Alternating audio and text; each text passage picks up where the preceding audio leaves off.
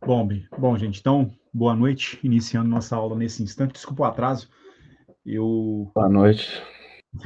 eu tava ajudando minha esposa a colocar minha menina para dormir aqui, aí acabou que demorou um pouquinho mais do que o normal. Na verdade, assim, ela foi para a cama, né? Dormir que é bom mesmo, acho que ainda vai levar um tempo ainda, porque a pilha dela é grande, viu? A pilha dela é pesada. Olha só, é, retomando o assunto da nossa aula de terça-feira, do encerramento da aula de terça-feira, na terça-feira a gente estava discutindo a forma complexa das séries de Fourier. Eu não cheguei a apresentar o formato final dessa representação, né, de funções periódicas em termos de séries de Fourier, mas eu comecei a dar o caminho das pedras sobre como é que a gente vai chegar lá. Vamos retomar, então, brevemente, a linha de raciocínio que a gente adotou. Então, primeiramente, a gente está tratando de funções que são periódicas, uma função que após um certo intervalo L, ela é repetitiva nos seus valores, tá certo? Então, esse L aqui, para mim, ele vai representar o período da função.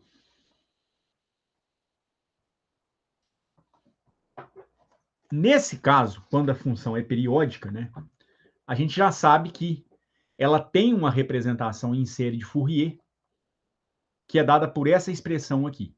Na verdade, o período é 2L, né? É. Pelo menos para maneira como eu vou escrever a expressão. Poderia ser L, mas aí iria modificar um pouquinho a maneira como a série de Fourier vai ser escrita.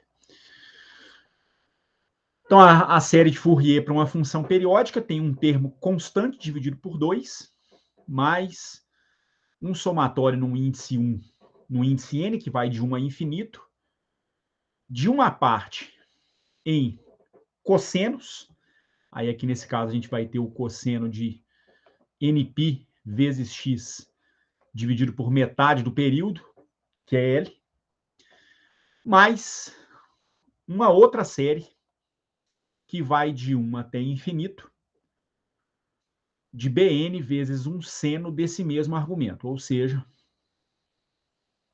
npx dividido por L. Então, toda série de Fourier com um período 2L, toda função periódica com um período 2L, ela pode ser representada numa série trigonométrica de Fourier, como essa que eu estou colocando aqui. Onde esses coeficientes não podem ter formas quaisquer, né? O AN, a gente já sabe que vale 2 dividido pelo período, por metade do período, né? Integral de menos L até L, da sua função f de x vezes o cosseno de npx dividido por L, integrado em x. Bn dá 2 dividido por metade do período, integral de metade do período até metade do período, de f de x vezes o seno de npx dividido por L, também integrado em x. E o A0 é o termo mais simples que a gente tem. Ele dá 2 sobre L vezes uma integral de menos o período até o período da própria função f de x integrado em x. Então, não custa repetir. Para ser uma série de Fourier, os coeficientes de expansão eles têm que ser dados por essas relações que a gente está apresentando aqui, tá certo? Se forem coeficientes dados por outras expressões, é uma série trigonométrica, mas não é uma série de Fourier. Bom, posto isso, a gente adotou a seguinte linha de raciocínio na aula de terça-feira. Eu escrevi os cossenos e os senos da minha série de Fourier em termos de exponenciais complexas. Então, da fórmula de Euler,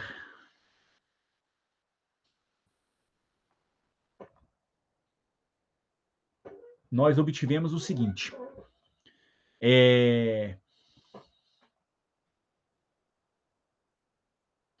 a exponencial de I nπx dividido por L é igual ao cosseno de nπx dividido por L mais I vezes o seno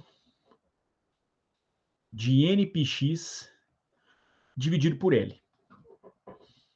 Por sua vez, a exponencial de menos I nπx sobre L é o cosseno de nπx dividido por L menos I vezes o seno de nπx dividido por L. Dessas duas relações, a gente obteve os seguintes resultados. A gente mostrou na aula anterior o seguinte. Se eu somar essas duas relações, eu obtenho uma expressão para o cosseno de nπx sobre L. E aí eu mostro que o cosseno de nπx dividido por L é igual à soma das duas exponenciais complexas. Exponencial de inπx sobre L mais a exponencial de menos inπx sobre L, dividido por 2, que daria cosseno com cosseno, 2 vezes o cosseno. E a parte em senos ela vai se anular. E, por sua vez, se eu subtrair as duas relações, a gente passa a faca na parte em cossenos e soma a parte em senos. I seno menos menos I seno vai dar 2I seno, que os sinais menos vão se compensar.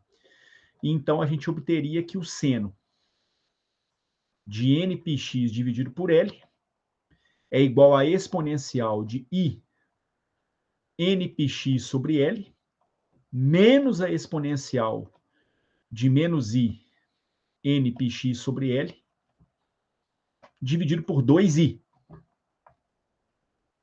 E esses resultados, 1 e 2, eles podem ser levados na minha expressão em série de Fourier. Então, agora a gente substituiria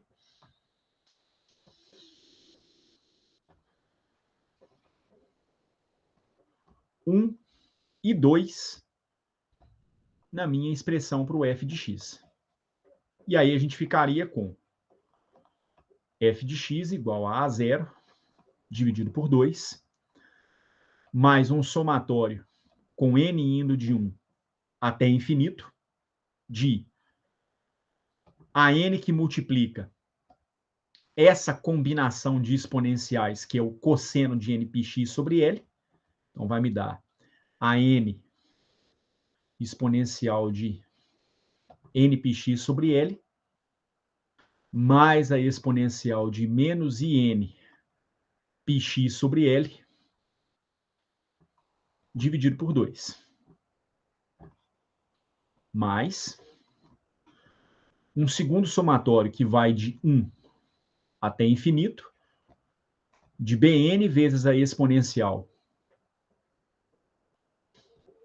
de in πx sobre L, menos a exponencial de menos i nπx sobre L, dividido por 2i. Então, ao invés de uma série em cossenos e senos, eu passei a ter uma série escrita em termos de exponenciais complexas.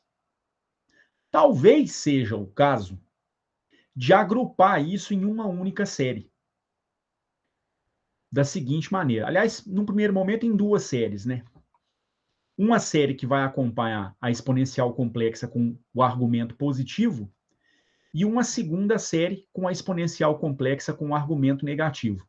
Então, eu ficaria com o seguinte. Eu teria um somatório com n indo de 1 até infinito de an sobre 2 mais bn sobre 2i, que multiplica a exponencial de i nπx dividido por L. Mais um segundo somatório que vai de 1 até infinito, de AN dividido por 2, menos BN dividido por 2i, exponencial de menos IN πx dividido por L. Tá certo? Essa, então, seria a expressão que eu poderia carregar a partir de agora. Eu acho que esse foi o último ponto que eu tinha obtido na nossa aula de terça-feira. Então, nessa recapitulação, alguma dúvida? Ou podemos seguir a partir daqui? Tá tranquilo. Ok? Então é o seguinte. Eu vou focar agora a minha atenção nesses coeficientes. O AN sobre 2 mais BN sobre 2i e o AN sobre 2 menos BN sobre 2i. Vejam só. Eu vou tomar esse coeficiente aqui, o AN sobre 2 mais BN sobre 2i. Nele, eu vou fazer a seguinte operação. Nesse termo onde eu tenho uma divisão pela unidade imaginária, eu vou multiplicar e dividir essa expressão pelo negativo da unidade imaginária. Na verdade, o que eu estou fazendo na teoria de variáveis complexas é multiplicando e dividindo pelo conjugado do denominador. O que vem a ser o conjugado de um número complexo? Se você tem um número complexo que tem uma forma um alfa mais um beta vezes i, aonde esse i aqui para mim é a raiz de menos 1, quando você fala que você vai fazer a chamada conjugação complexa,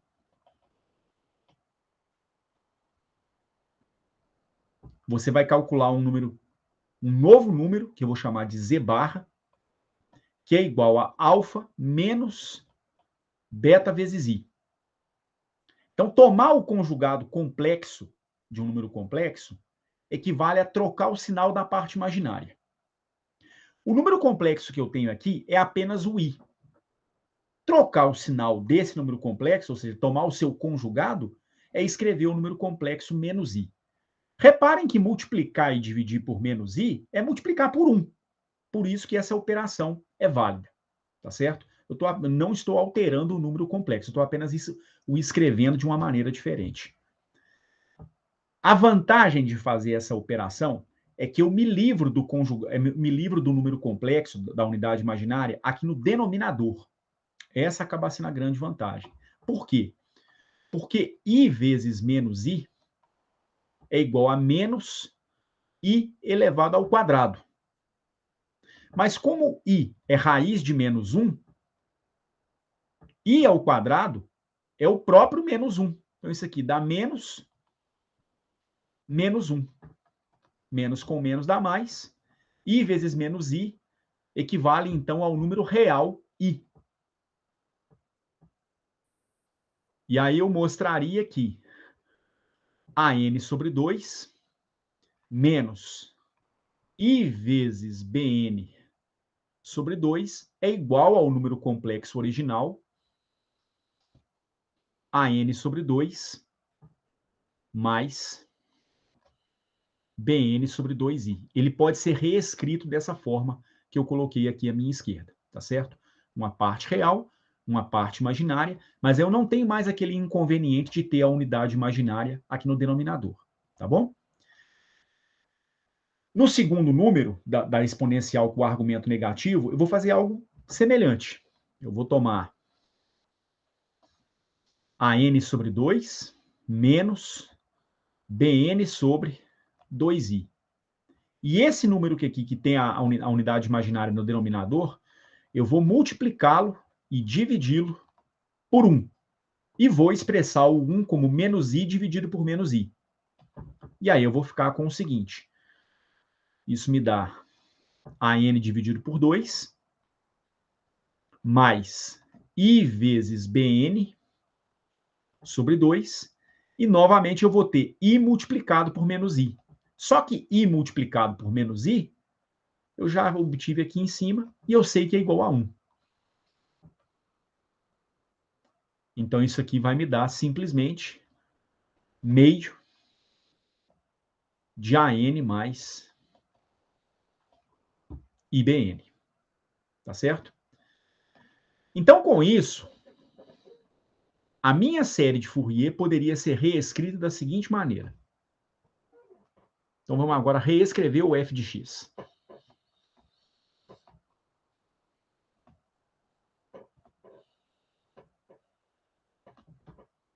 O f de x é igual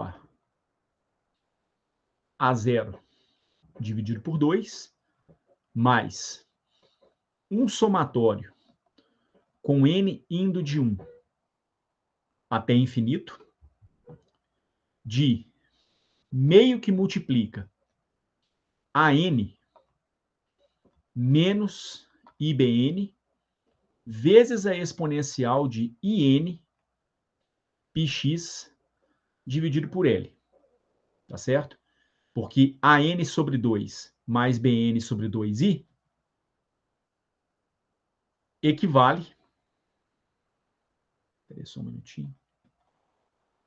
A AN sobre 2 equivale a... Eu não escrevi o resultado aqui, né, só?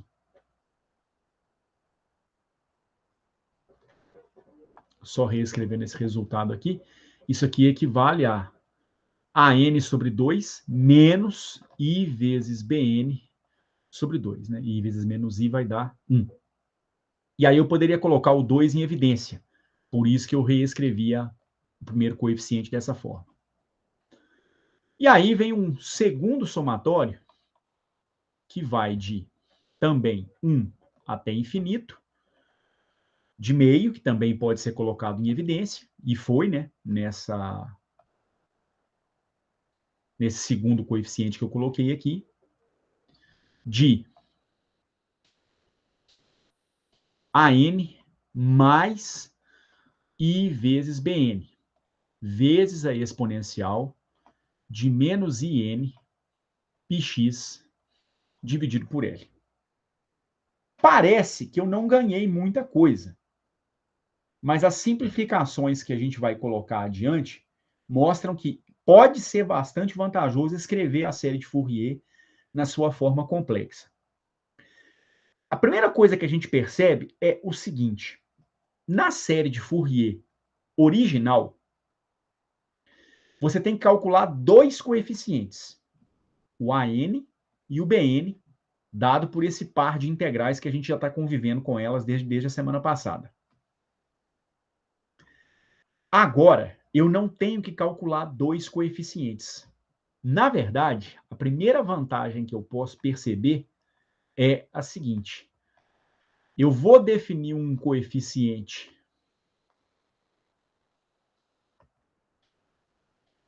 Cn que tem a seguinte cara. Esse coeficiente Cn, ele vale meio de AN menos I vezes BN. Para esse primeiro somatório. Ele vale meio de AN mais I vezes BN para o segundo somatório. E ele vale A0 sobre 2 para esse termo independente. Tá, são três coeficientes. E aí, do jeito que nós estamos escrevendo a coisa, está parecendo que eu não vou ganhar muita coisa, porque antes eu tinha dois coeficientes a serem calculados, e até o momento eu continuo com dois coeficientes, porque em tese eu tenho que calcular o A e o B para obter o C, e de novo, o A e o B para obter o C para o segundo somatório. Mas uma coisa que dá para a gente perceber é o seguinte: qual é a diferença essencial entre esses dois coeficientes, para o primeiro e para o segundo somatório? A diferença está no sinal da parte imaginária. Um é negativo, o outro é positivo. Pela definição de número complexo conjugado, que eu coloquei agora há pouco, o que eu tenho é que um coeficiente é complexo conjugado do outro. Se você, então, definiu o primeiro, o segundo está automaticamente definido, porque bastaria trocar o sinal da parte imaginária. Tá certo? Então, um coeficiente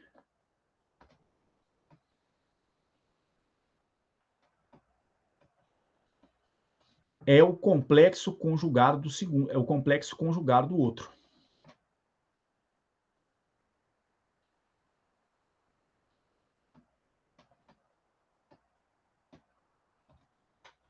Mas a vantagem, que é a mais interessante, talvez seja a seguinte: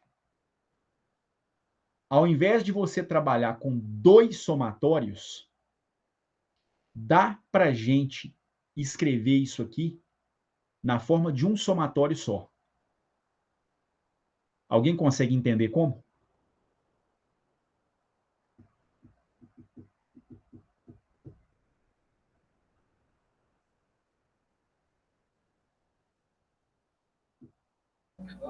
Teria que tentar igualar os expoentes? Igualar os expoentes como, o Vitor? Nossa, é difícil. Não, não precisa não, cara.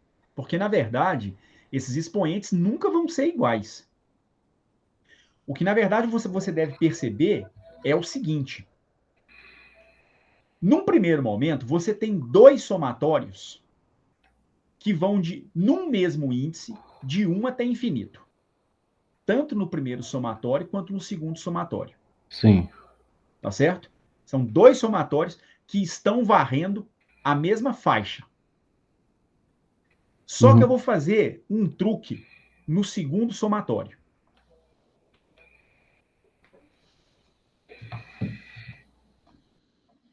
Nesse meu segundo somatório,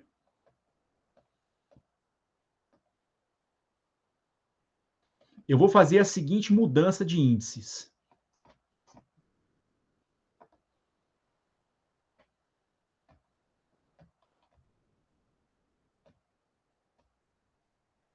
O índice que eu estou chamando de n,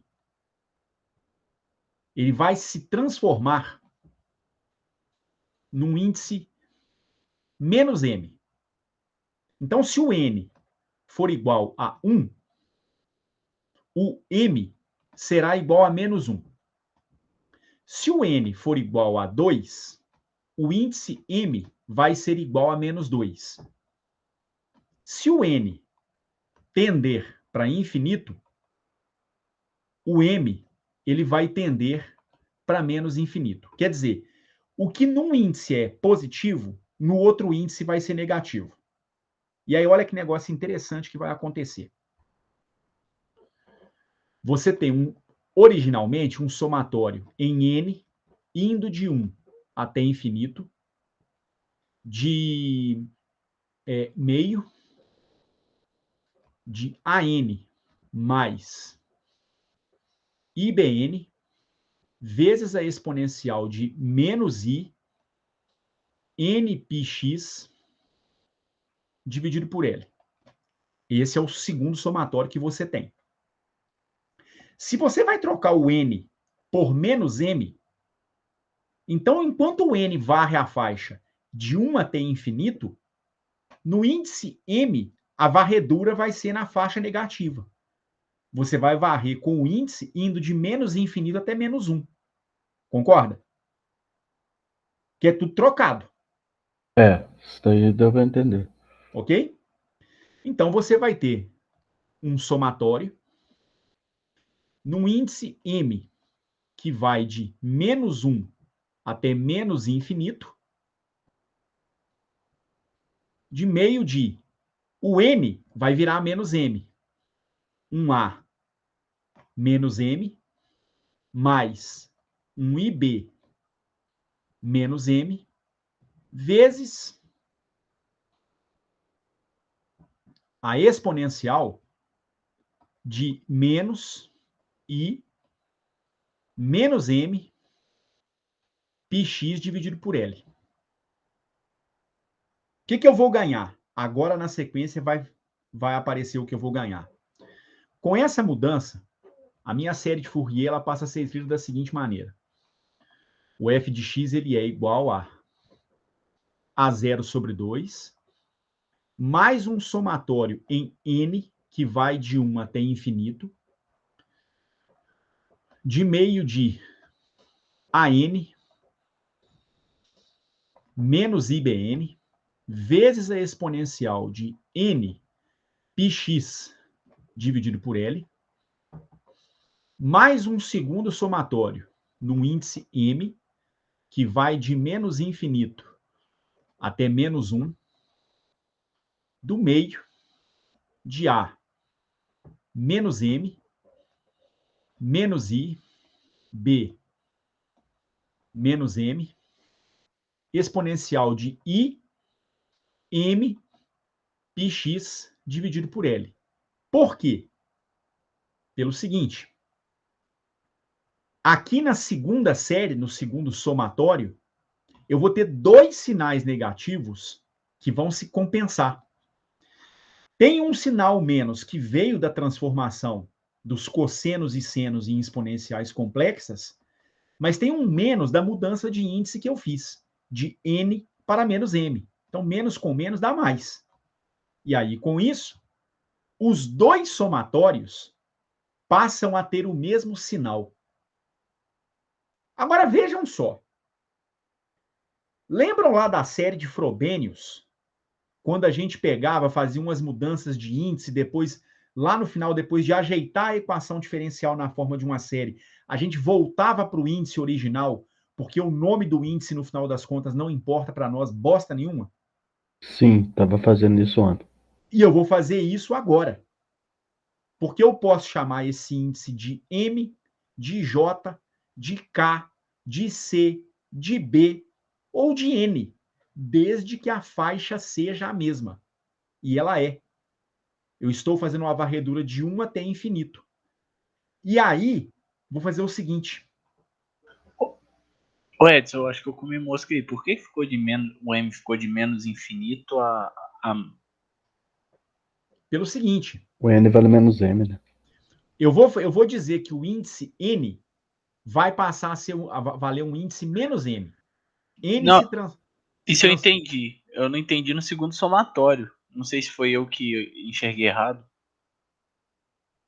Uai, Samuel, é porque originalmente o somatório vai de 1 até infinito.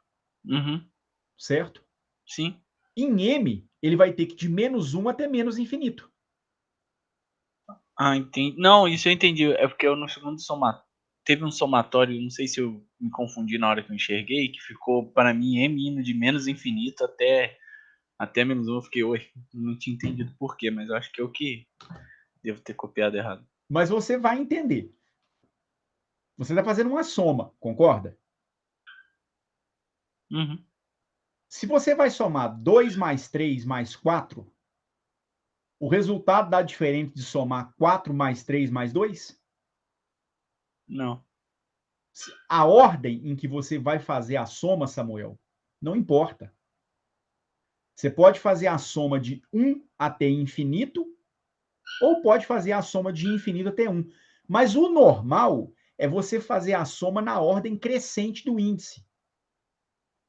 Por isso que, ao invés de escrever o somatório com M indo de menos 1 até menos infinito, que foi o que eu escrevi aqui, na sequência, eu escrevi o somatório com o índice indo de menos infinito até menos 1. Trocando em miúdos. Você começa com o M lá na puta que pariu em menos infinito, varre todos os valores negativos, chega no índice zero e agora começa a fazer a varredura nos índices positivos. Entendi. É simplesmente isso. A ordem que você vai efetuar a soma vai te dar o mesmo resultado, não importa a ordem. Tá bom? Tá bom. Na sua pergunta lá, eu só tinha comido mosca porque eu fiquei olhando para os dois somatórios, achando que eu ia ter que substituir nos dois, mas isso é Não. basicamente o que a gente faz em Frobenius também. Exato. Sua mente já tá, eu também pensei isso. Não, já está automatizado. Então, agora, eu vou chamar o M de N novamente.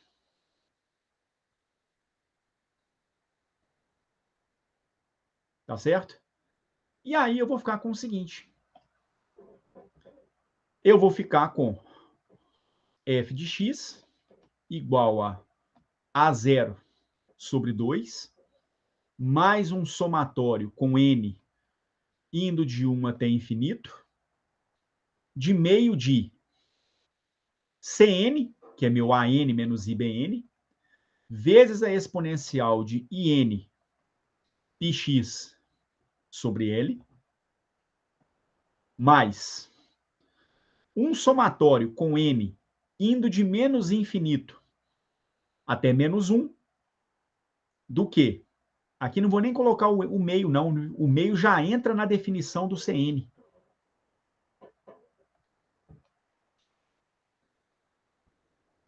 Tá certo? O Cn é AN menos IBN sobre 2. Tá certo? E aqui, se não me engano, o sinal é positivo, viu? Deixa eu só conferir. O sinal é positivo, com toda certeza. Então, aqui o sinal realmente é positivo. Então, aqui a gente vai ficar com C menos N vezes a exponencial de IN πx dividido por L. Mas vejam só, gente. Para que escrever dois somatórios? Eu tenho uma soma que vai de menos infinito até menos 1. Depois ela passa por zero. Depois ela passa com o índice indo de 1 para infinito. Dá para escrever a minha série de Fourier numa forma muito mais compacta. Isso pode ser escrito como um somatório num índice n que vai de menos infinito até infinito, de Cn vezes a exponencial de IN πx dividido por L. Não há necessidade de carregar dois somatórios e ainda um termo constante. Tudo o que você precisa se lembrar é o seguinte. O que vai ser o C0? Ele é igual ao A0 dividido por 2. O C0 cabe tranquilamente dentro do seu somatório. Por quê? Porque se você faz o N igual a zero, você também vai ter a exponencial de I vezes zero, que é a exponencial de zero. E a exponencial de zero dá 1. Então, você somou todos os termos que vão de menos infinito a menos 1, escreveu o termo constante na forma de uma exponencial complexa, mas para n igual a zero, e ainda escreveu todos os termos de 1 até infinito, dessa maneira aqui. E aí o seu coeficiente de ordem zero é o coeficiente original, né? O A0 dividido por 2. Quem é o Cn? Ele é meio de AN menos IBN. Quem é o C menos N? Ele é meio de AN mais IBN, que é o cara que vai fazer a varredura dos coeficientes negativos. O AN e o BN, no final das contas, são números reais, né? Eles não importam, no final das contas, se o coeficiente, se o N é par ou se o N é positivo ou negativo. A alteração mesmo se dá aqui, na parte imaginária. O que a gente consegue perceber é o seguinte. O C de menos N, na verdade, é o complexo conjugado do Cn. Então, basta calcular o Cn, que os coeficientes negativos eles estão automaticamente determinados. Então, não tem necessidade de calcular os dois coeficientes. Então, veja como a série de Fourier ficou muito mais compacta dessa forma. O f de x é um somatório com n indo de menos infinito até infinito de um coeficiente Cn vezes a exponencial de I n πx dividido por L. É lógico que ainda cabe aquela pergunta.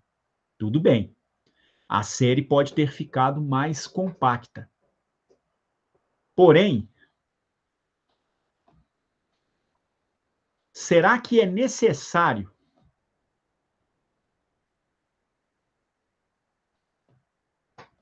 calcular os coeficientes A e B para obter o coeficiente C?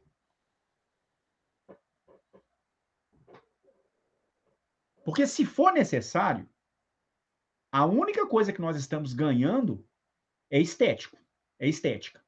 Nós estamos escrevendo a expressão geral da série de Fourier numa forma muito mais compacta, por assim dizer, muito mais elegante. Ficou mais bonito. Mas o trabalho, em princípio, seria o mesmo, né? Porque eu teria que calcular o A por meio dessa relação, o B por meio dessa outra relação, para, no final das contas, poder tirar os coeficientes Cs. Eu preciso, em tese, do A e do B para calcular o C, tanto para a parte do somatório positivo, quanto para a parte do somatório negativo. Então, em tese, esse cálculo ainda continua, ele ainda permanece, ele teria que ser feito. Por isso que eu estou afirmando. No primeiro momento, o único ganho que nós estamos tendo é estético. Mas eu garanto para vocês o seguinte: não é necessário calcular o AN e o BN.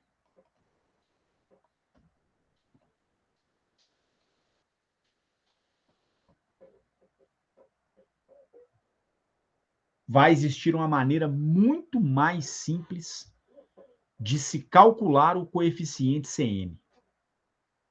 Como?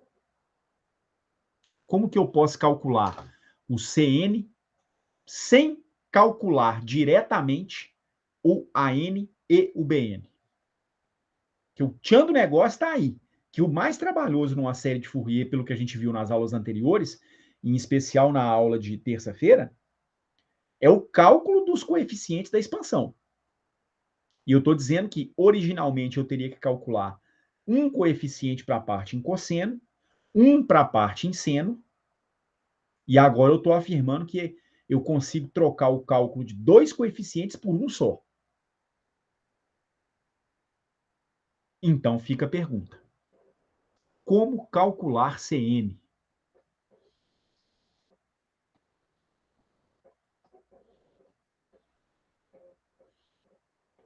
Alguém tem alguma sugestão?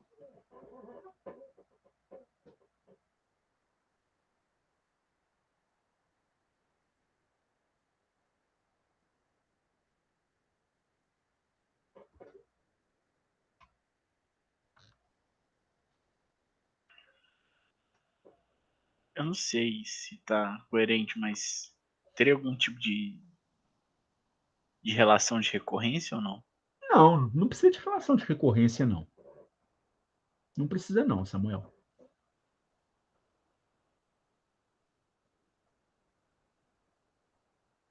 Olha só.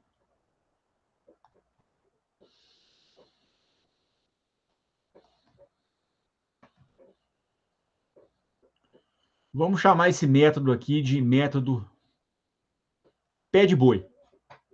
Um método menos sofisticado. Mas ele é tão correto quanto o próximo que eu vou mostrar para vocês, que é um pouquinho mais sofisticado.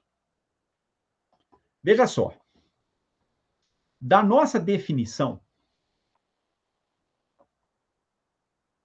de CN, nós temos o seguinte. O CN, ele vale meio de AN menos IBN. Isso se o N for positivo. Ele vale meio de AN mais IBN se o N for negativo, que é para a parte negativa da série. E ele vale A0 sobre 2 se você tiver o N igual a zero. Ok? O jeito pé de boi, ele vai usar as definições do AN e do BN. Vejam bem. O CN, ele seria, então, meio de AN menos ou mais, dependendo do sinal do N, IBN. Vou fazer os dois cálculos numa cajadada só. Ok? Mas o AN é 1 sobre o período, que é 1 sobre metade do período, né? Aliás, dá 2 sobre o período, né?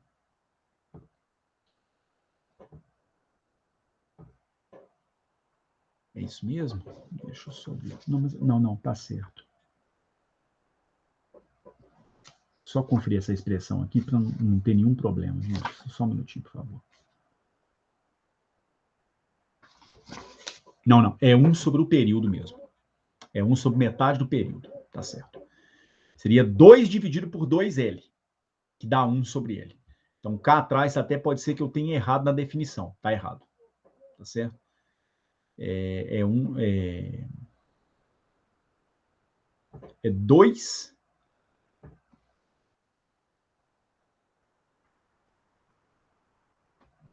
sobre 2L. Dá 1 sobre L mesmo. Tá certo.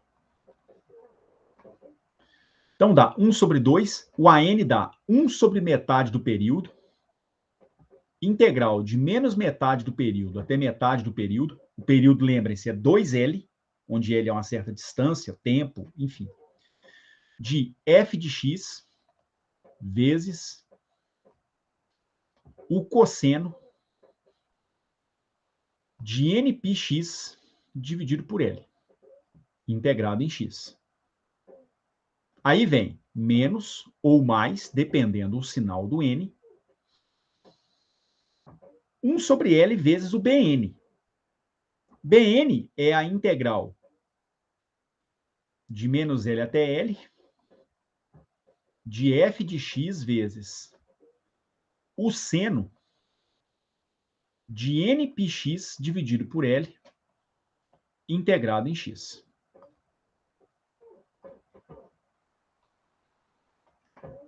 Reparem o seguinte. O meio é um fator comum para essas duas integrais. O L também é. Então, isso aqui poderia ser escrito como 1 dividido por 2L. Agora, as integrais são integrais da mesma função, numa mesma faixa, no mesmo domínio de integração. Eu poderia escrever isso sob o sinal de uma única integral. Então, isso aqui poderia me dar a integral de menos L até L de f de x que multiplica cosseno de nπx dividido por L menos ou mais o seno de nπx dividido por L, integrado em x. Agora, quem é cosseno de nπx dividido por L menos ou mais I vezes, aqui tem um I, né? Não podemos nos esquecer desse I. Por quê? Porque é I vezes BN. Então tem um sinalzinho I que eu estou esquecendo aqui. Ó. É f de x, I vezes seno, tem um I aqui também. Aqui também vai ter um I. Quem é cosseno de nπx sobre L? Menos ou mais I vezes o seno de nπx dividido por L. Ora, cosseno menos ou mais I vezes seno é uma exponencial complexa.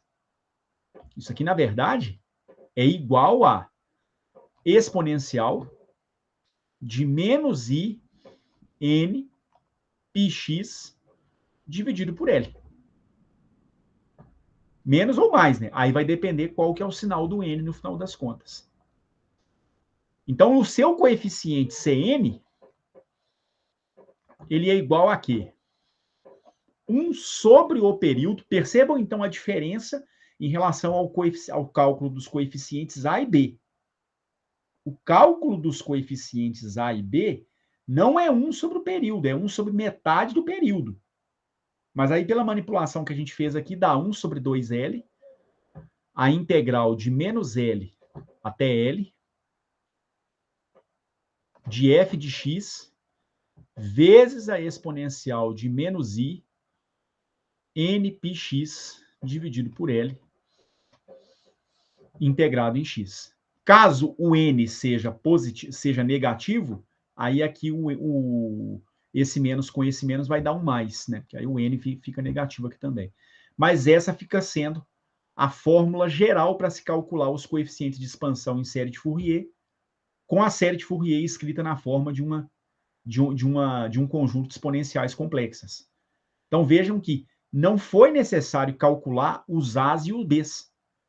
O que eu fiz foi o seguinte: eu expressei o A e o B em termos de uma exponencial complexa, e aí pude calcular o coeficiente C por meio dessa relação. Quer dizer, ao escrever a série de Fourier na forma de uma série complexa, com exponenciais complexas, o coeficiente que você tem que calcular é esse aqui. Não há necessidade de calcular o A e o B. Por isso que eu disse que seria possível a gente calcular um coeficiente ao invés de calcular 2 coeficientes. Indiretamente, a gente chegou nesse resultado. Vocês entenderam esse raciocínio para se chegar no CN?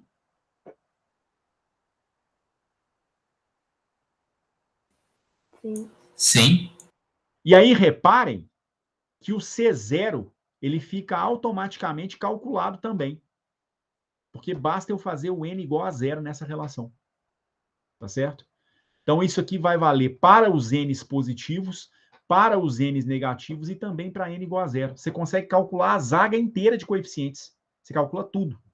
Tá certo?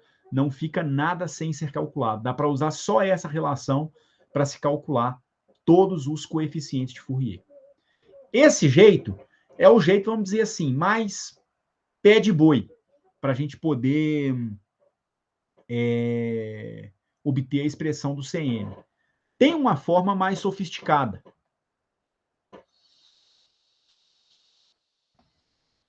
Mas nem por isso mais relevante do que o método anterior.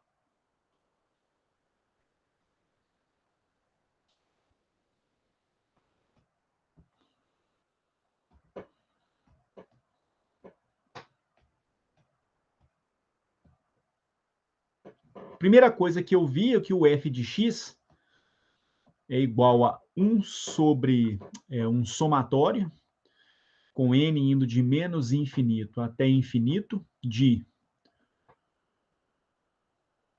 um certo coeficiente Cn vezes a exponencial de I n πx dividido por L. Deixa eu perguntar para vocês.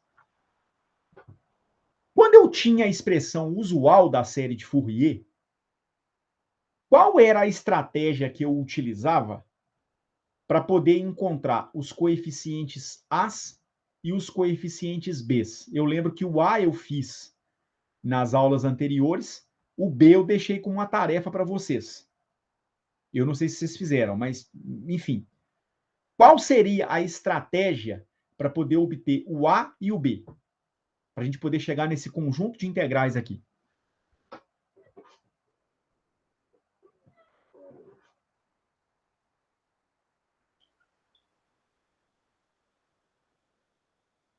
Olhando a paridade das funções, Mais ou menos. A paridade ajuda, mas não é só a paridade, não.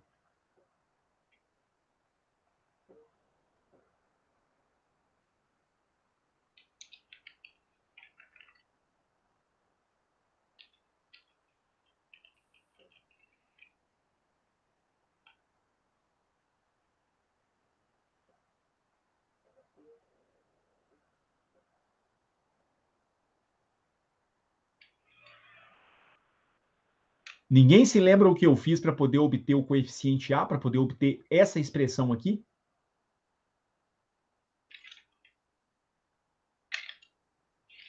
Você multiplicou pelo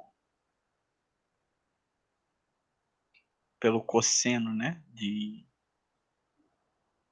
mx. Um cosseno de MPx sobre L. E dei o roteiro para vocês obterem o B da mesma maneira.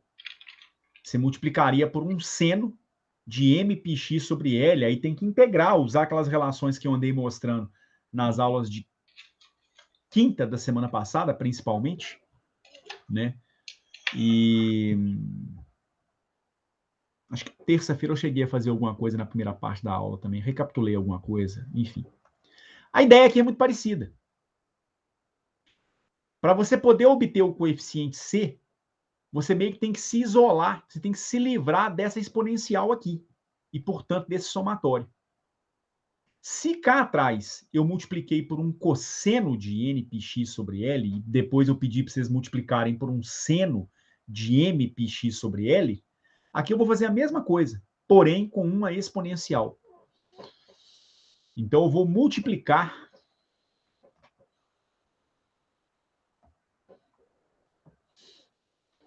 f de x pela exponencial de menos i m πx dividido por L.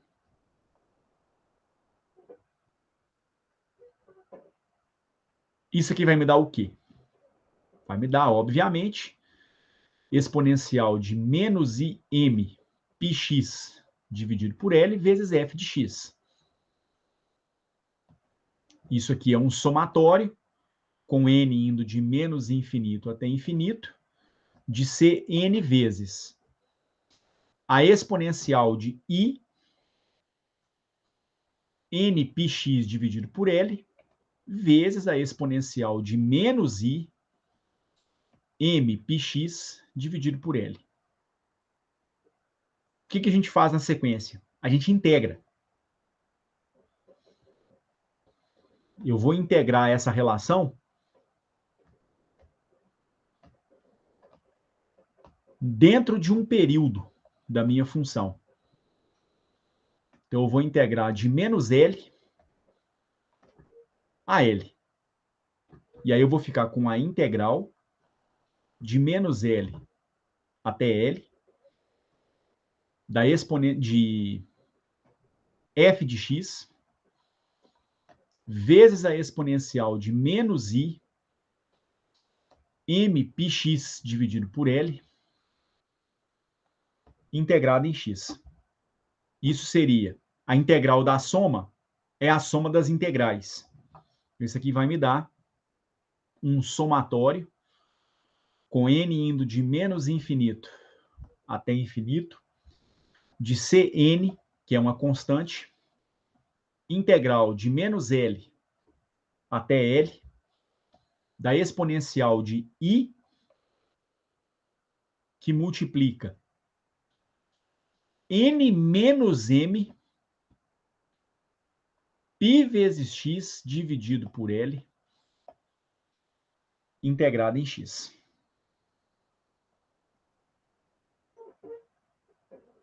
Quanto será que vai dar essa integral aqui?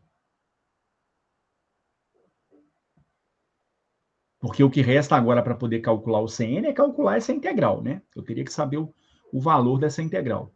Então, eu estou perguntando, quanto dá a integral de menos L até L, da exponencial de I que multiplica N menos M, π vezes x dividido por L, integrado em x.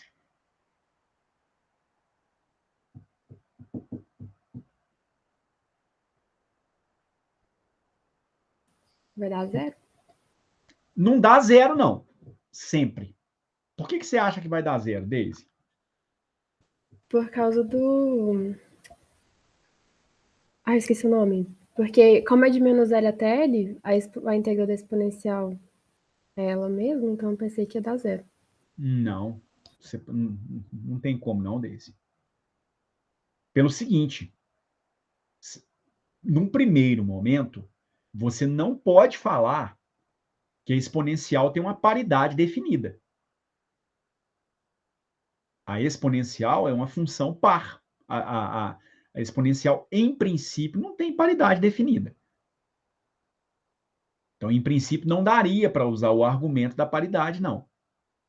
A não ser que você faça o seguinte. A não ser que você quebre isso aqui em duas integrais. Porque a exponencial de i vezes alguma coisa é o cosseno dessa coisa. Então, dá o cosseno de n menos m π vezes x dividido por L,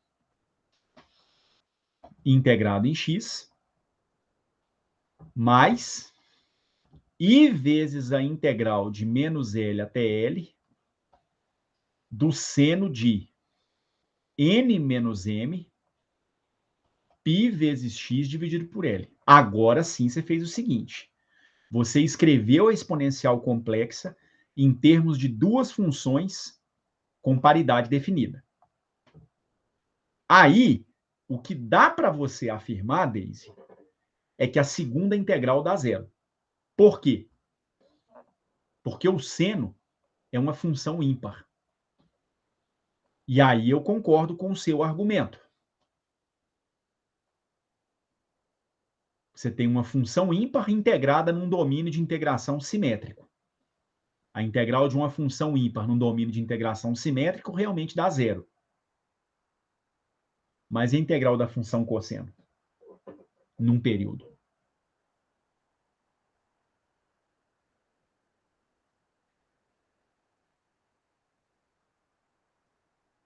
Ela não dá exatamente zero. Ela pode dar zero, Daisy. Pode.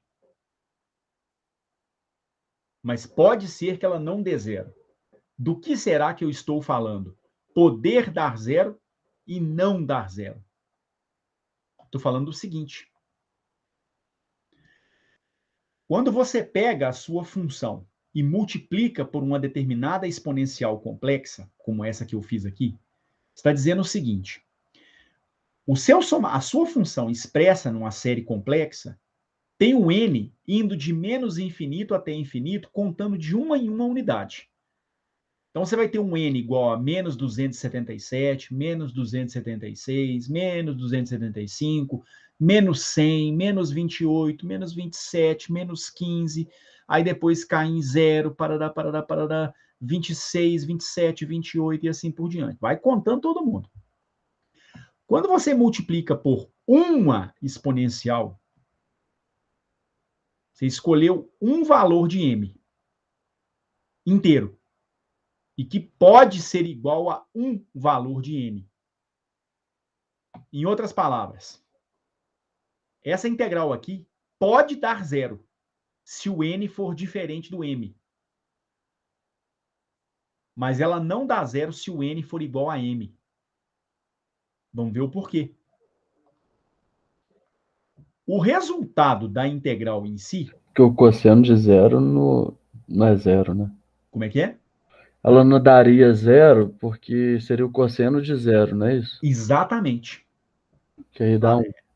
Ela vai, na verdade, se o n for igual a m, você vai ter cosseno de zero. Aí você vai integrar dx de menos L até L. Essa integral vai dar 2L como resultado. Isso mesmo. Tá certo? Mas se o n for diferente do m, ela dá zero. Caso o n seja diferente do m, ela vai dar zero. Mas se for igual, dá merda. Porque, veja só, quanto dá essa integral? Ó, é uma integral de uma função cosseno. Então, dá um seno. Dá o seno de n menos m π vezes x dividido por L. Só que você tem que fazer uma substituição de variáveis aqui dentro, né? Teria que chamar isso aqui de um alfa, por exemplo. Aí daria 1 sobre alfa vezes esse seno. Portanto, você ainda teria L sobre n menos m vezes π. Integrada de menos L até L.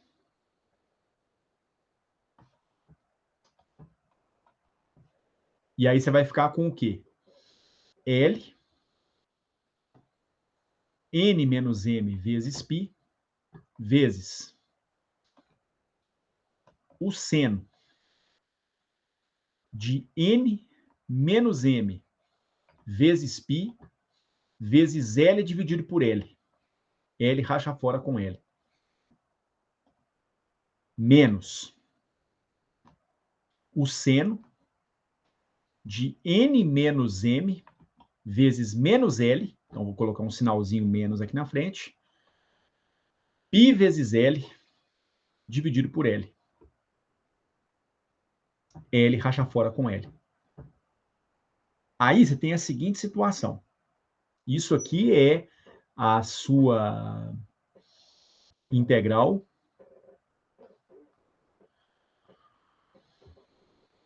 do f de x exponencial de menos i mpx dividido... Deixa eu só ver se é isso mesmo, gente, se eu não estou fazendo bobagem. É isso mesmo. Integrado em x. Vai ter um cn, né? Não, tá certo. Na verdade, é a integral do... Isso aqui é a integral da exponencial de i n menos m π vezes x dividido por L integrado em x. Que é a integral que está aparecendo do meu lado direito. Aí, o que que dá essa integral? Ela te dá duas possibilidades. Se o n for diferente do m, o n menos m será um número k, que é um número inteiro. Aí você vai ter que a integral da exponencial de i n menos m π sobre L dx, feita de menos L até L, ela dá L sobre K vezes π seno de K vezes π mais o seno de K vezes π. Por que mais? Porque tem um menos, que vem da diferença entre o limite superior e o limite inferior. E aqui você está calculando o seno de menos kπ. Seno é uma função ímpar, né? Então, esse menos poderia ser colocado aqui fora e combinar com esse sinal menos, vai dar mais. Mas isso não importa. Porque se o k é um número inteiro, seno de kπ vai dar quanto?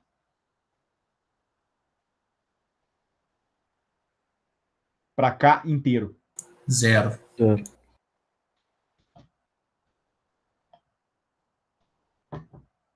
E aí a integral se anula se o n for diferente do m. Só que tem um detalhe. E se você tiver o n igual a m? Aí, se você executa essa integral toda, você vai ter que L sobre kπ vezes 2 vezes o seno de kπ, o resultado da integral é o mesmo. Mas para n igual a m, o k é zero. Isso aqui dá uma divisão do tipo 0 sobre 0, que é uma indeterminação. O que você tem que fazer? Aplicar a regra de L'Hopital. Ou perceber o seguinte. Até o Vitor já tinha sacado isso lá atrás.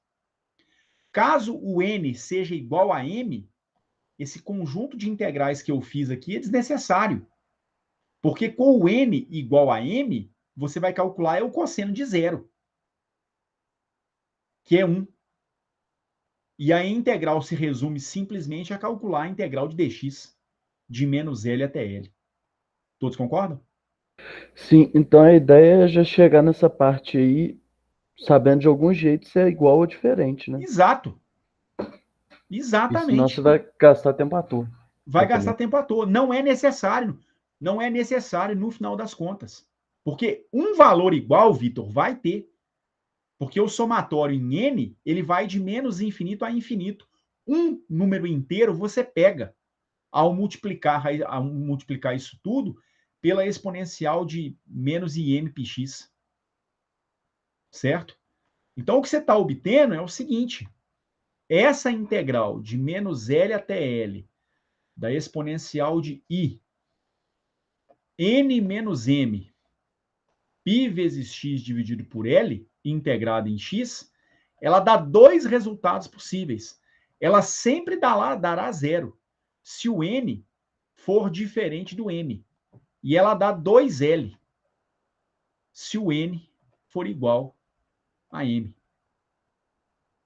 Para já ir direto ao ponto. Certo? Porque se o n for igual a m, exponencial, aqui você vai ter exponencial de zero, que é 1. Aí dá a integral de dx de menos L a L. Obviamente dá 2L. Mas E nós... a Oi? gente pode tomar o K sempre como número inteiro? O K sempre será um número inteiro, com toda certeza. Então ela vai dar 0 ou 2L nessa. Dá 0 ou 2L. Beleza. Não tem jeito de dar diferente. Porque o N é o índice que está associado ao seu somatório. Ele é um contador. Ele conta de uma em uma unidade. Ele só pode ser inteiro. E o M é um possível número inteiro na faixa de menos infinito a mais infinito. Então o M pode ser 27. Pode ser 15. Pode ser 2. Ele não pode ser 2,4.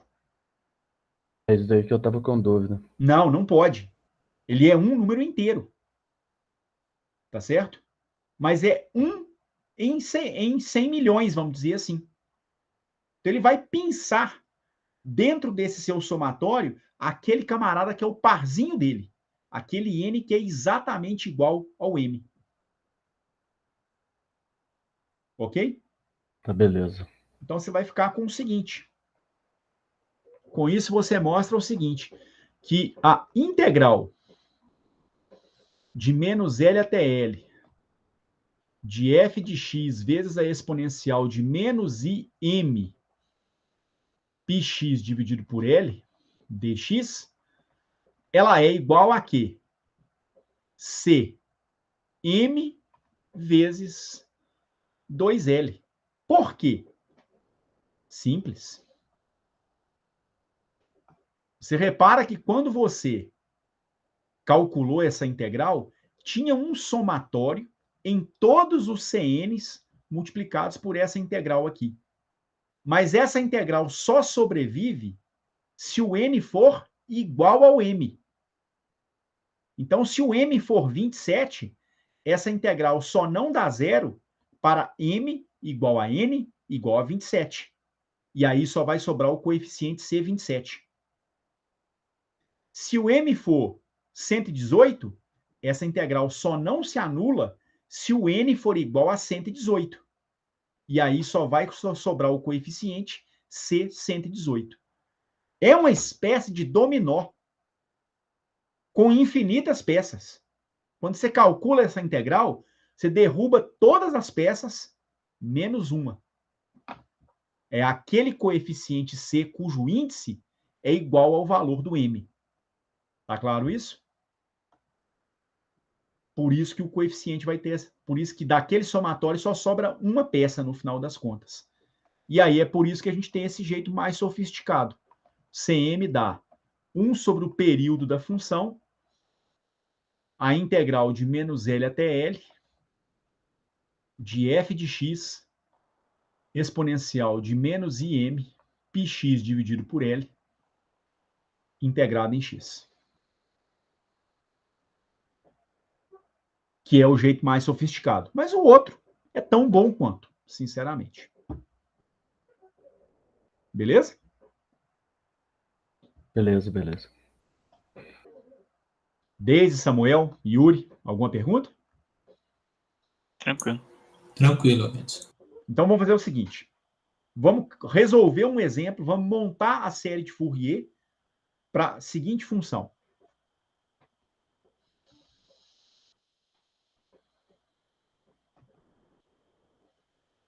Obtenha a série de Fourier complexa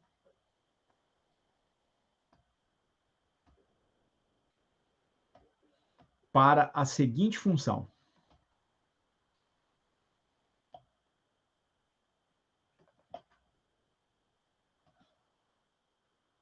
Eu tenho uma função f de x que é igual a 0 se nós tivermos o argumento da função compreendido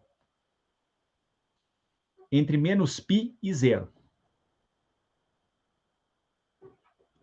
E ela vale 1 se eu tiver a função compreendida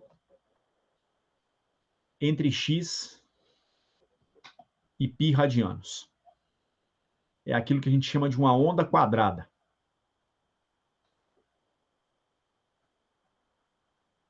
Então, a função tem essa cara aqui. Ela vale 1 unidade se o seu argumento está compreendido entre 0 e π radianos. E entre menos π e 0, ela vale 0. Então, a gente vai ter isso aqui.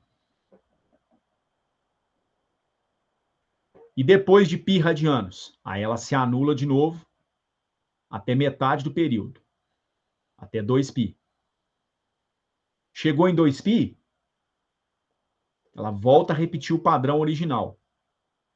Então, ela volta a valer 1 unidade. Chegou em 3π, ela zera outra vez.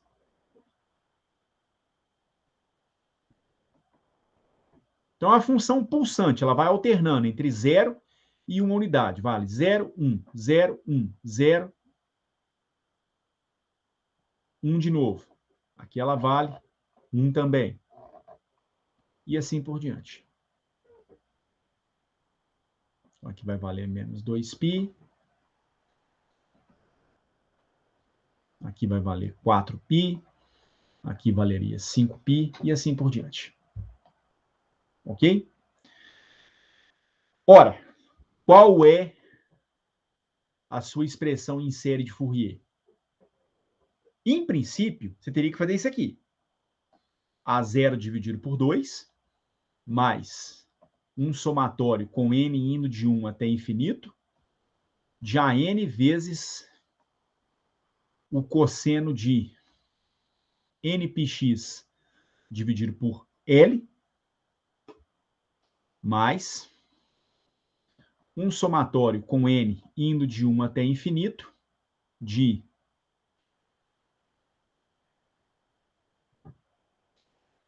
Bn vezes o seno de nπx dividido por L. Quem é o L? Metade do período. Então, o L vale π radianos. Teria que calcular os A's e os B's. Então, quem é o AN? 1 sobre metade do período, integral de menos metade do período até metade do período, de f de x, vezes o cosseno de nπx dividido por L, integrado em x. Quem é o Bn? 1 sobre L, integral de menos L até L, de f de x vezes o seno de nπx dividido por L, integrado em x. Quem é o A0? 1 sobre L, integral de menos L até L, de f de x dx. Em princípio, era isso que nós faríamos. Tá certo? E nós podemos depois escrever a série nesse formato? Podemos. Você pode sair da forma complexa e ir para a forma trigonométrica tranquilamente. Basta, a partir do CN, você recuperar os ANs e os BNs. E o próprio A0. Dá para fazer tranquilamente. Mas digamos que você não precise fazer isso. Sem dúvida, na forma complexa, você vai ter menos trabalho. Porque a sua função, ela pode ser expressa como um somatório, indo de menos infinito até infinito, de Cn vezes a exponencial de IN πx dividido por L. Onde? Quem é esse coeficiente Cn? Para a forma complexa, ele não é 1 sobre metade do período, não. Ele dá 1 sobre o próprio período. Vezes uma integral de menos L até L, de f de x vezes a exponencial de menos I, n πx dividido por L, integrado em x. Quem é o nosso L? Π radianos. Quem é a nossa função? Ela vale 0 se você estiver no intervalo entre menos π, menor que 0, menor que x, perdão,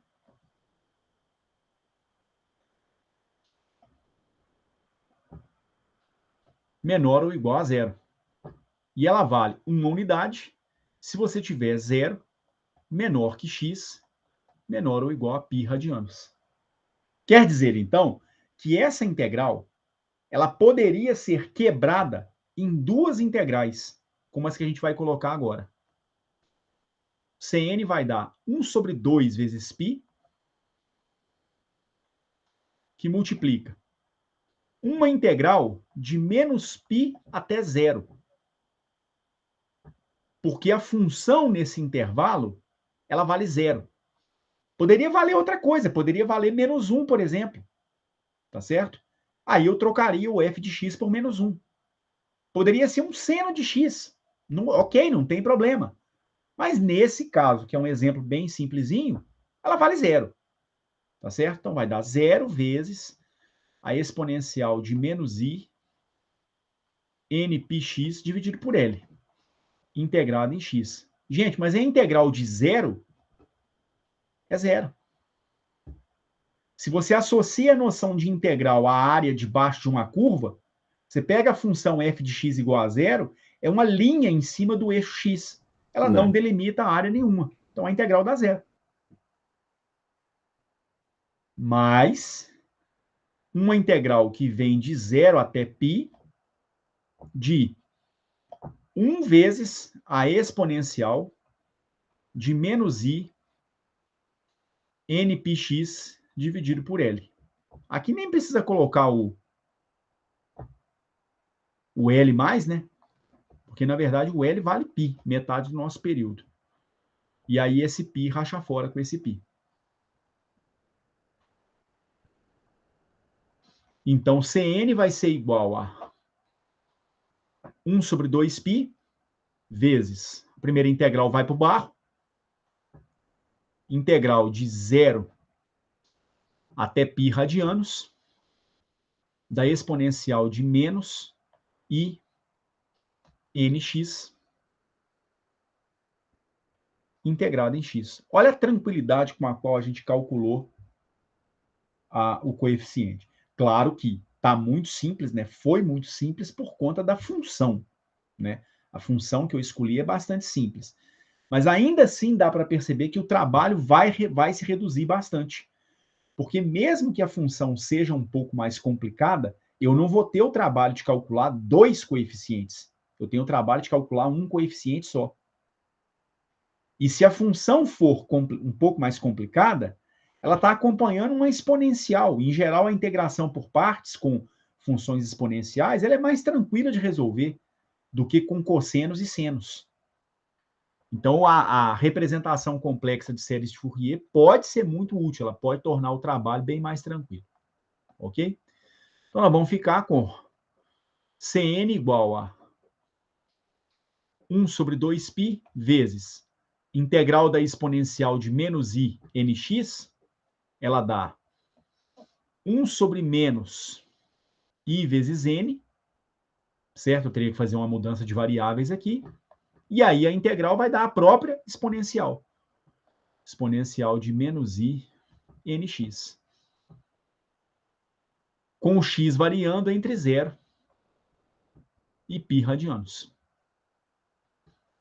Cn vai ser igual a 1 sobre 2π, que multiplica 1 sobre menos IN,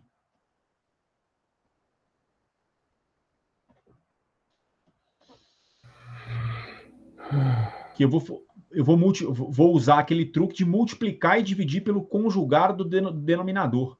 O conjugado de menos I é o próprio I. E aí vou ficar com a exponencial de menos I Nπ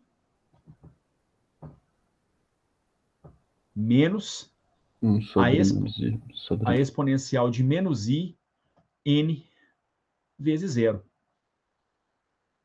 Mas, por sua vez, né, quanto é a exponencial de menos I Nπ? Uai, isso é uma exponencial complexa, com um sinalzinho negativo. Isso aqui dá cosseno de Nπ menos I vezes o seno de Nπ. Mas o N é inteiro. Para um número inteiro, seno de Nπ dá quanto? 0. E o cosseno de Nπ? Cosseno de Nπ pode dar 1 ou pode dar menos 1. Vai depender do quê? Da paridade do meu sinal. Caso o N for par, aliás, isso aqui vai dar menos 1 elevado a N, né? No final das contas. Cosseno de Nπ, ele dá 1 ou menos 1. Ele vai dar 1 se o N for par. Ele dá menos 1 se o N for ímpar. Então, isso aqui é igual, a própria Daisy deu isso como sugestão na aula de terça-feira, 1 ou menos 1, dependendo da paridade do índice N, pode ser escrito como sendo menos 1 elevado a N. Menos 1 ao quadrado, ou menos 1 à quarta, ou menos 1 à sexta, vai dar 1. Mas menos 1 elevado a 1, menos 1 ao cubo, menos 1 à quinta, dá menos 1. Então, meu coeficiente Cn, ele vai dar o quê? 1 sobre 2π I dividido por menos I vezes I dá 1. Então, isso aqui dá I sobre N, que multiplica menos 1 elevado a N menos... Quanto dá a exponencial de menos I N0? Vai dar cosseno de 0π menos I seno de 0π. Seno de 0π é seno de 0, que é 0. E cosseno de 0π é 1. Então, isso aqui vai dar 1 unidade. Ok? Dá para tornar esse resultado mais bonitinho ainda? Dá. Pelo seguinte.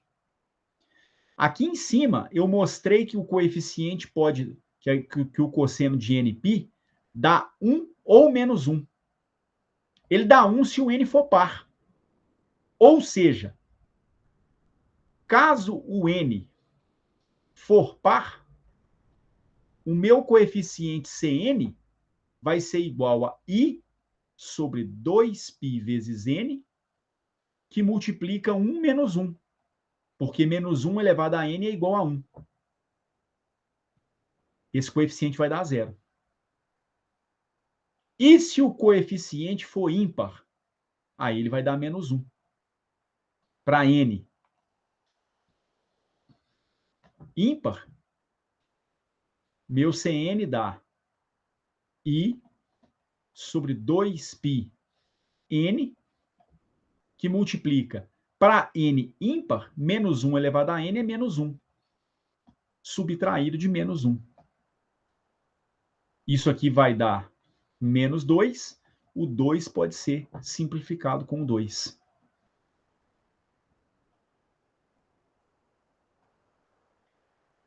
Então, meu coeficiente Cn, ele vai dar menos I sobre π vezes N. para n's ímpares.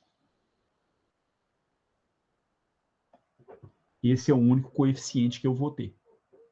Tá certo? Apenas um detalhe, que talvez a gente tenha comido mosca, que é o seguinte. Será que essa relação vale para n igual a 0?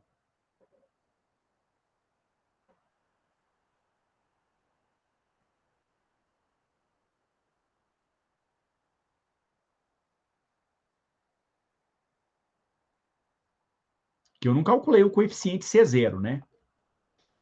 Eu afirmei que os coeficientes pares são 0, mas eu tenho que tomar um pequeno cuidado, né?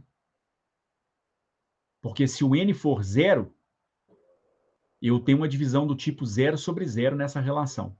Então, o C0, em geral, tem que ser calculado à parte. Mas antes que eu prossiga e insista nessa discussão, a obtenção desse coeficiente para n's ímpares, ela está clara? Por mim, sim. Assim. Vitor, Yuri, Repete aí pra mim. Sim, sim. Vou pegar uma água. Qual foi a pergunta agora? o que eu perguntei é se... Eu não sei se você acompanhou tudo. Não, acompanhei. Isso aí tem 10 segundos. Sim. Então, a obtenção desse coeficiente está clara?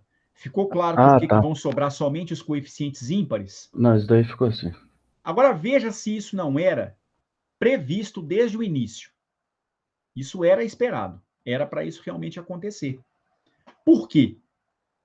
Porque a nossa função tem paridade ímpar. Olha o comportamento da nossa função.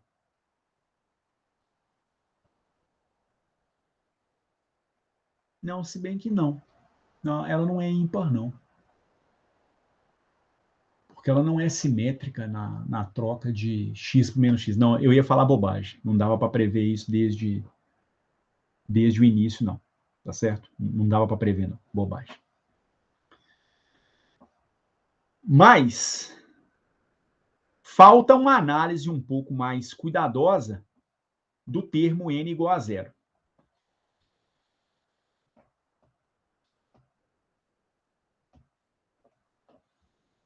Então, aqui algum cuidado deve ser tomado. Vamos ver qual é o cuidado que precisa ser tomado.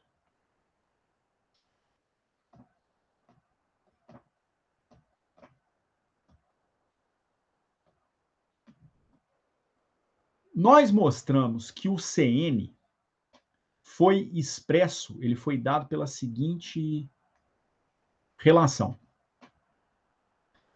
Eu mostrei que o Cn, ele deu I sobre 2πn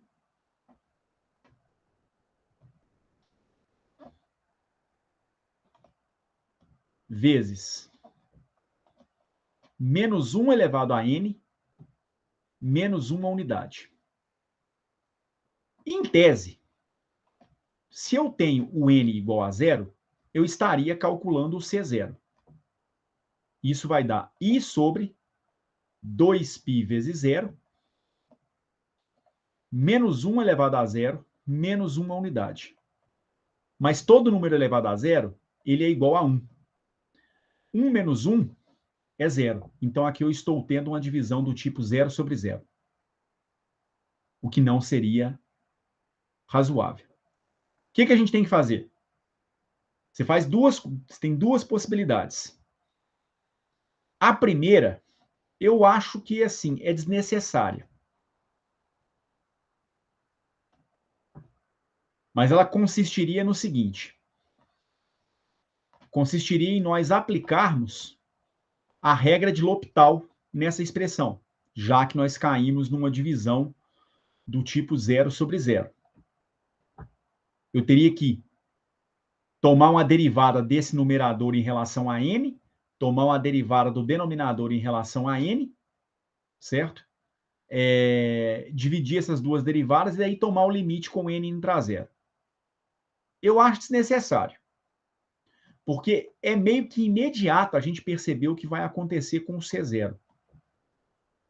O C0, ele seria a integral da sua função f de x vezes a exponencial de menos I, 0, π vezes x dividido por L dx. O que eu fiz? Θ de menos L até L. O que eu fiz? Basicamente, peguei a expressão geral do coeficiente C e troquei o N por 0. Porque eu percebi que o caso N igual a 0 merece uma atenção especial. Tá certo? Então, ou você aplica L'Hopital, ou você mata a dependência em N fazendo o N igual a 0.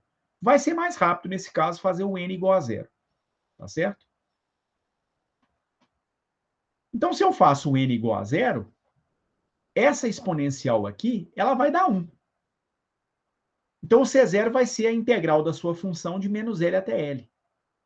C0 vai ser a integral de menos π até 0 da sua função f de x, que é 0, no intervalo entre menos π e 0 radianos.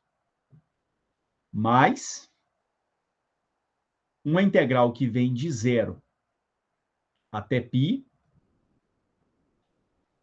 de f de x dx. Essa integral aqui, ela se anula. Aqui, aqui já não é nem f de x, não. Né? Aqui é 1, na verdade. E aí eu vou fazer a integral de 1 dx entre 0 e π radianos. Integral de dx é x. Avaliada entre 0 e π radianos. Isso aqui vai dar π. Lembrem-se que o C0 equivale ao A0 dividido por 2. Certo? No formato original da nossa série de Fourier. Deixa eu só conferir uma... Ah, tem uma coisa importante aqui, gente. Eu estou esquecendo de um detalhe. É o seguinte. O coeficiente Cn, na verdade, é 1 sobre 2 vezes 1 sobre o período, né? Ou 2 vezes metade do período. Então, aqui, na verdade, não é diretamente a integral, não. Aqui tem uma coisinha que está com um pequeno probleminha. Isso aqui seria 1 sobre 2L vezes essa integral. Daria, então, 1 sobre 2π, não vai interferir em nada, e aqui vai dar 1 sobre 2π também. Então, dá π dividido por 2π. Portanto, o C0, ele vale meio. E aí a sua função, f de x, que equivale a 0 se eu tenho menos π menor que x, menor ou igual a 0. Ou 1 se eu tenho 0 menor que x, menor ou igual a π, ela pode ser escrita na forma de uma série de Fourier complexa, dando um somatório com n indo de menos infinito até infinito, de Cn exponencial de I nπx sobre L. Que é igual a quê? O termo C0 que eu calculei separadamente. A0 dividido por 2. Mais um somatório em termos ímpares. Espera aí só um minutinho. Um somatório de quê?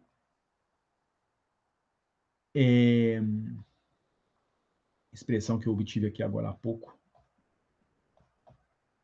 Menos I π n. Isso aqui dá um somatório de menos I sobre π vezes n exponencial de IN πx dividido por L. Para n's ímpares. Certo? Aqui não é A0 também não, né? Aqui vale meio.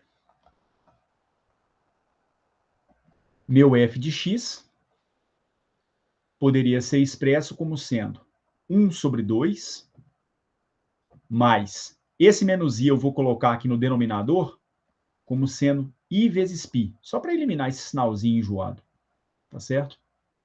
Vezes um somatório da seguinte quantidade.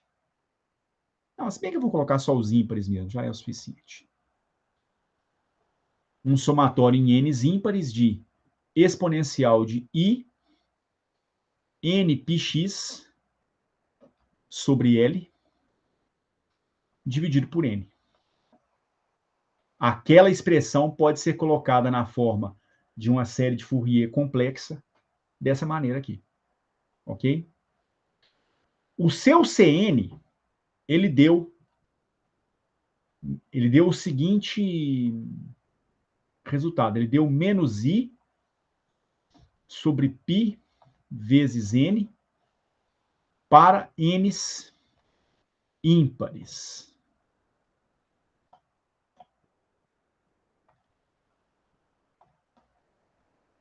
E ele deu meio para o caso do N igual a 0. E ele deu 0 para N's pares.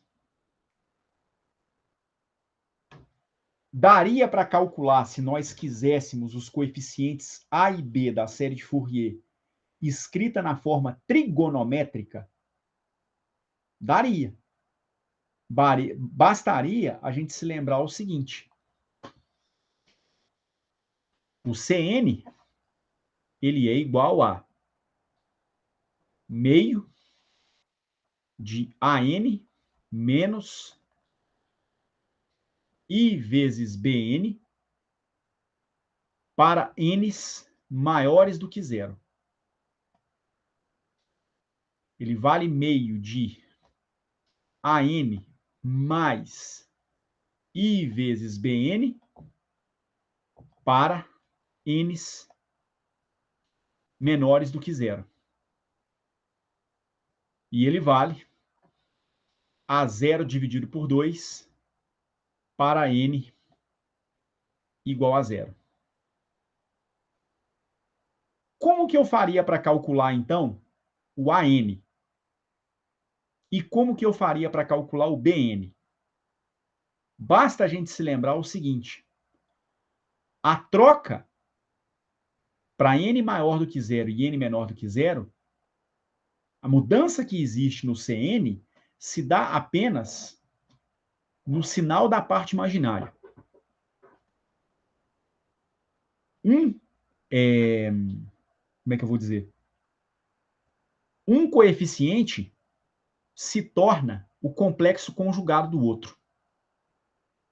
Então, bastaria eu fazer o seguinte. Eu poderia, já que o CN é igual a menos I sobre π vezes N, eu poderia assumir isso aqui para N maior do que 0. E aí, qual seria o CN quando o N for menor do que 0? Ele vai virar I sobre π vezes N. Certo? Já que o N vai ser menor do que 0. Como é que eu faria para poder obter o A e, posteriormente, o B?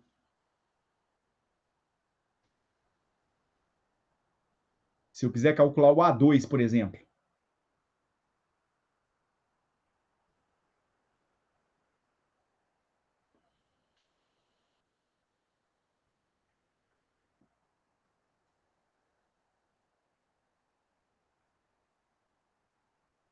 O A2, gente, vai depender do C2 e do C-2. Você soma essas duas relações. Ó. Você soma o CN mais o seu complexo conjugado. Ou CN mais o C de menos N, que é aquele cara com o sinal negativo. Que seria o segundo aqui de baixo, que é para o N menor do que 0. Você vai ter meio de AN menos IBN, que é o CN para N maior do que 0, somado com meio, AN, mais IBN, que é o seu CN, se o N for menor do que zero. Se você fizer essa soma, a parte em Bs desaparece. Aí você vai ter que o AN, somado com o AN, vai ter meio de AN com meio de AN. Isso aqui vai dar AN igual a CN mais C de menos N. O CN é menos I sobre π vezes N para N maior do que zero. O C de menos N é I com π vezes N, tomando o N menor do que zero. Então, se eu quiser calcular o A2, por exemplo, isso aqui vai ser igual a menos I sobre π vezes 2, mais I sobre π, e aí aqui o N vai ser negativo, ele vai valer menos 2. Portanto, você tem o mesmo cara nos dois lados. Isso aqui vai dar menos 2i dividido por 2π. 2, rachar fora com 2. Isso aqui daria menos i sobre π. Ah, tem um detalhe. Tem um detalhe. Uma coisa, um vacilo que eu cometi aqui. O N não pode ser par, né? Essa série só tem coeficientes ímpares. Então, se eu quiser calcular o A3, daria menos i sobre π vezes 3, mais i sobre π vezes menos 3, porque tem que trocar o sinal no segundo camarada, no N do segundo termo. Então, isso aqui vai dar menos 2i, aí não tem o cancelamento que eu tinha colocado, não.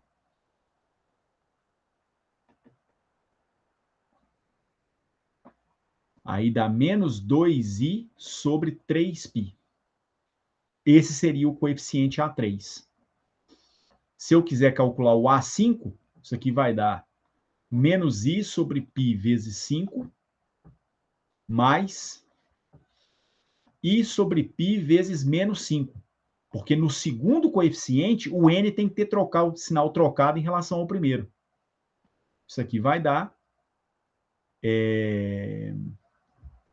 menos 2i sobre 5π.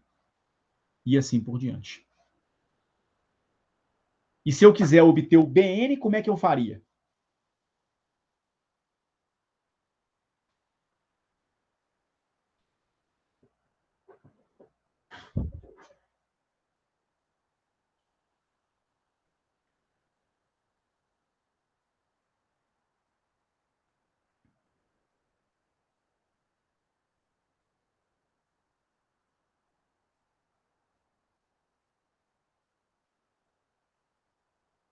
Vocês estão aí ainda, gente? Ué, você poderia repetir a pergunta que eu tive que ir no banheiro? Você fez alguma pergunta, alguma coisa? Fiz sim. Perdão. Eu mostrei aqui em linhas gerais como é que eu recuperaria se eu precisasse do coeficiente AN da série trigonométrica de Fourier, não da representação complexa da série de Fourier. Em linhas gerais, o que eu mostrei é o seguinte: eu recuperei a expressão do CN para n maior do que zero, para n menor que zero e para n igual a zero. Uhum. E eu observei que a diferença essencial com n menor do que zero e o n maior do que zero é que o coeficiente n, o CN, para n menor que zero, é o complexo conjugado daquele para n maior do que zero. Então eu perguntei, o que eu faço para obter o AN? Soma essas duas relações. Se eu somar essas duas relações, eu me livro da parte em B e fico apenas com os coeficientes A de N. Aí eu consigo escrever o AN em função do C para N positivo e do C para N negativo, que é o complexo conjugado do C para N positivo. Dei aqui alguns exemplinhos. E agora estou perguntando, e se eu precisasse calcular o coeficiente B da série trigonométrica de Fourier? caso eu tivesse feito a expansão na forma complexa, como que eu poderia resgatar o B? Seria subtraindo? Você subtrai as duas relações. Uhum. Preferencialmente, você subtrai aquela para n menor que 0 da para o n maior do que 0. Então, para poder resgatar, para poder obter o Bn, eu faço o Cn conjugado complexo somado com o Cn, que é o C de menos n, aliás, subtraído, né? Perdão. Subtraído do C de n, que é meio de AN mais IBN menos meio que multiplica AN menos IBN. Aí eu percebo que agora a dependência em A desaparece e a dependência em B vai prevalecer. Esse negativo combina-se com esse negativo, vai dar 2IBN igual a C menos N menos Cn. Então a gente obtém 2IBN igual a C de menos N, C de N. Onde? Quem é o C de N? Ele foi obtido ao longo da aula, menos I sobre π vezes N para N's ímpares. Mas, Edson, aquele 2 não vai cortar com o 2 do meio, não? Deixa eu ver. Pode ser que corte. Ah, porque tem um 2 aqui, né? Não é isso? Uhum. Foi isso que você falou, não foi, Deise? Foi. Sim, vai. Eu tinha esquecido dele, é verdade.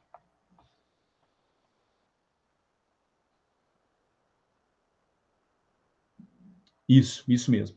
Tem um 2, né, que vai ser agrupado com o IBN, somado com o IBN. Você tem total razão. Então, esse 2 aqui, realmente, ele é eliminado, certo? Então, o BN, ele é igual a C de menos N menos Cn dividido por I.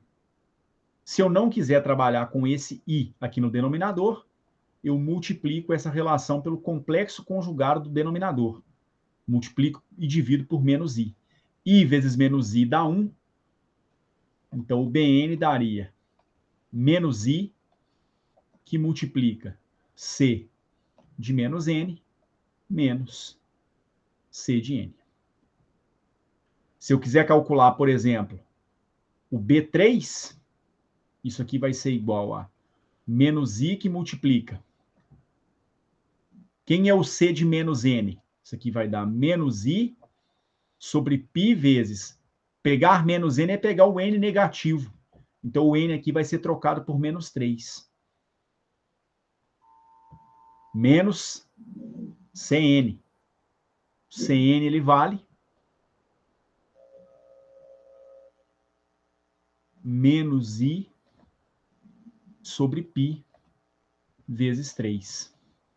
O Cn é para o n maior que 0. E o C menos n é para o n negativo. Sinais negativos aqui se compensam, desse lado também se compensam. B3, então, vai dar menos I, que multiplica 2I sobre 3π. Menos com menos dá mais, né? Menos com menos vai dar mais também. Menos I multiplicado com I dá a unidade, dá 1. Então, isso aqui vai dar 2 sobre 3π.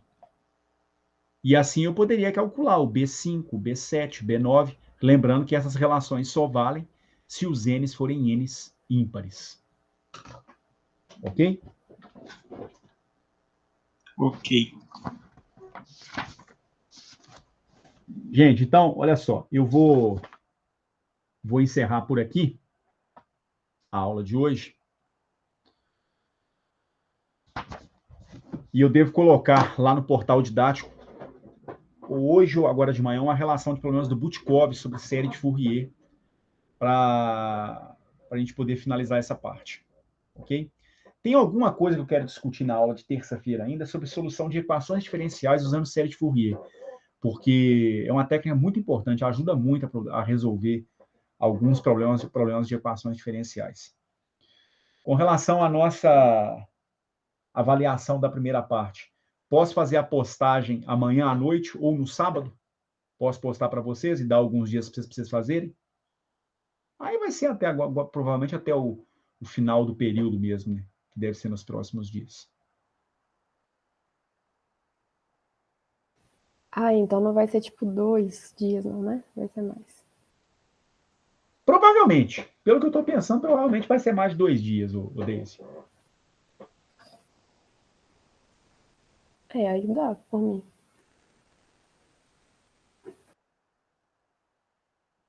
Ou vocês preferem que eu poste segunda, terça, enfim, que dia que está mais tranquilo para vocês?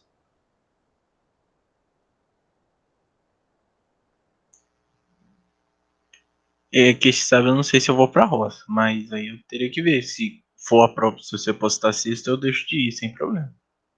Não. Gente, não quero prejudicar nada de vocês também, não. Como eu disse, eu não devo colocar... Porque eu não sei se vocês vão ter, por exemplo, uma prova na segunda-feira. Entendeu? Aí, se vocês tiverem uma prova na segunda-feira de alguma disciplina, eu posto a minha na segunda, depois da prova de vocês, não tem problema. E aí vocês se dedicam para a avaliação dessa prova segunda-feira. Mas é o que eu estou perguntando. Não sei como é que está a vida de vocês em termos de avaliações. Então, é difícil dar certeza porque o Pedro, por exemplo, falou que ia postar a prova de estrutura, né? A aula dele é segunda e quarta.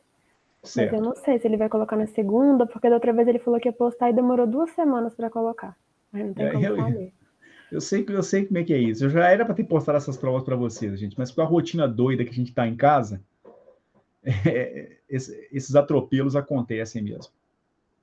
Mas eu vou fazer o seguinte, eu vou postar, tá certo? Ao longo do final de semana, mas eu devo dar um prazo maior para vocês fazerem. Digamos, eu daria até quinta-feira da semana que vem para vocês fazerem. Se precisar de um prazinho um pouco maior, digamos, até sexta-feira, a gente libera até sexta-feira. Tudo bem? Beleza. É tranquilo. Beleza. Vai ser só até Frobenius ou vai cair Fourier também? Fourier vai ser uma espécie de segunda avaliação, entendeu? Tá. Que aí oficialmente o período vai terminar na outra sexta-feira, mas a gente vai seguir pelo menos até a data do fechamento do diário. Pelo menos mais uma semana de aula eu devo dar ainda. Uhum. Tá certo? E aí eu coloco algo sobre Fourier para vocês, tá certo? Deve ser um Frobenius e Fourier, alguma coisa assim. Eu devo cobrar mais alguma coisa de Frobenius na sequência. E aí, às vezes, vocês me entregam na outra semana, mas já tendo entregue tudo das outras disciplinas. Aí ficam por conta só da minha. Tudo bem? Tudo beleza. Beleza. Então tá bom. Beleza. Gente, eu vou encerrar a gravação. Ô, então. Edson, Pois não. e as listas, como é que vai fazer? É pra te enviar também ou não? As listas também, porque as listas elas fazem parte da avaliação, né? Lá no plano de ensino eu coloquei que as listas faziam parte da avaliação, elas valem, na verdade, 30% da nota, talvez até possam valer mais, mas, em princípio, no mínimo 30% da nota vão valer, né? E é mecanismo de acompanhamento da frequência também, tá certo? Uhum. Então, elas também têm que ser entregues. As listas, seria bom se vocês me entregassem um pouco antes da data do fechamento do diário, certo? Porque senão eu tenho que fechar tudo de última hora, aí eu tô roubado também. Então, quem já tiver coisas que puder me entregar, por exemplo, me ajuda. Ah, mas vai ser por e-mail então? Achei que ia ser no portal. Ô, Daisy, aquelas listas lá eu não coloquei mecanismo de entrega no portal, entendeu? Então, elas têm que ser por e-mail mesmo. Uhum. Tá certo? Se eu não estou enganado, a não ser que eu crie alguma coisa lá para vocês postarem um arquivo lá no portal didático. Me deem até amanhã para eu dar uma olhada no portal para ver se eu consigo fazer isso. Criar um campo lá para vocês postarem a tarefa e daí me entregarem. Porque do jeito que eu coloquei lá, eu só coloquei o arquivo para vocês fazerem um download e baixarem. Não tem um campo específico lá para vocês poderem fazer o upload do arquivo de vocês para chegar para mim. Então, as tarefas, do jeito que estão, elas teriam que ser entregues por e-mail mesmo. Não, foi sim, é porque da última vez que a gente perguntou, você falou que talvez fosse abrir um espaço lá no portal, entendeu? Aí tem lista que eu já terminei, mas eu não enviei por e-mail porque eu não sabia. Não. Por e-mail por portal. Eu também. Podem fazer o envio por e-mail, sim. Tá certo? A prova é que eu devo colocar com algum mecanismo para entregar pelo portal didático. Tá certo? Mas, se me mandar por... Eu não sou muito agarrado com essas coisas, não. Me mandando por e-mail também, eu corrijo, eu olho do mesmo jeito, não esquenta a cabeça, não. Em turmas pequenas, não há necessidade de ficar tão agarrado com essas minúcias, não. Beleza? Beleza. Então, tá bom. Gente, eu encerrando a gravação nesse instante, ok?